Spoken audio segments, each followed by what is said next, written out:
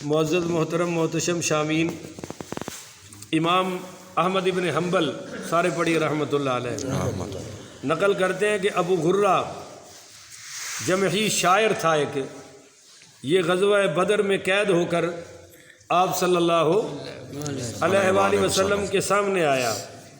جب یہ پیش ہوا حضور کی بارگاہ میں تو اس بدبخت نے اپنی تنگ دستی اور اپنے بچوں کا رونا رویا، تو میرے نبی پاک صلی اللہ علیہ وآلہ وسلم نے اس کو ترس کھا کر رحم کھا کر بغیر فدیہ لیے آزاد فرما دیا۔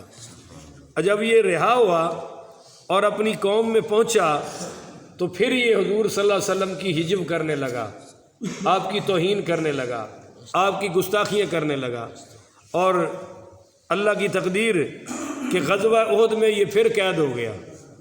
جب یہ دوبارہ قید ہوا تو پھر یہ ہمارے نبی پاک صلی اللہ علیہ وآلہ وسلم کو کہنے لگا کہ مجھ پر رحم فرمائیے، مجھ پر کرم کیجئے۔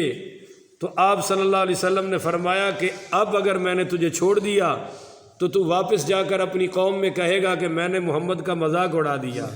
اور اس موقع پر آپ نے یہ حدیث ارشاد فرمائی۔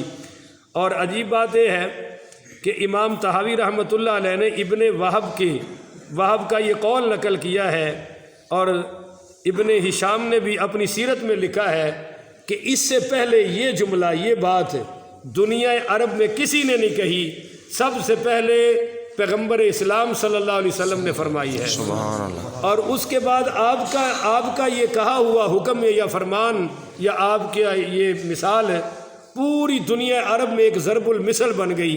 اب حدیث سنیے، آپ کو سمجھ آئے گی۔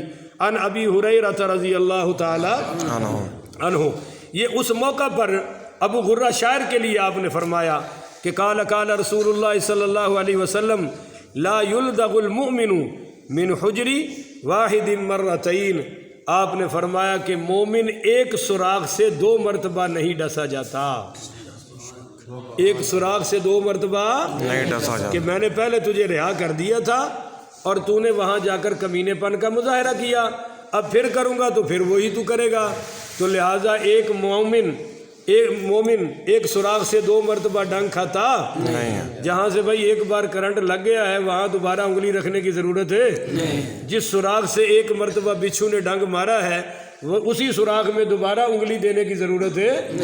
مگر اس حدیث کا یہ مطلب ہرگز نہیں ہے کہ کسی سے غلطی ہو جائے سہون، انجانے میں، بے علمی میں، بھول میں، اور ہم اس کو بھی معاف نہ کریں دوسری بار یا تیسری بار، وہ اور ہے۔ مگر ایک معافی مانگ کے اور اس معافی کو اپنا کمال سمجھنا اور معاف کرنے والے کی بے وقوفی سمجھنا، اس کو دوبارہ معاف کرنے کی ضرورت ہے نہیں ہے۔ اللہ تعالیٰ سے دعا ہے اللہ مجھے اور آپ کو عمل کرنے کی توفیق عطا فرمائے۔ پڑھیے الصلاۃ والسلام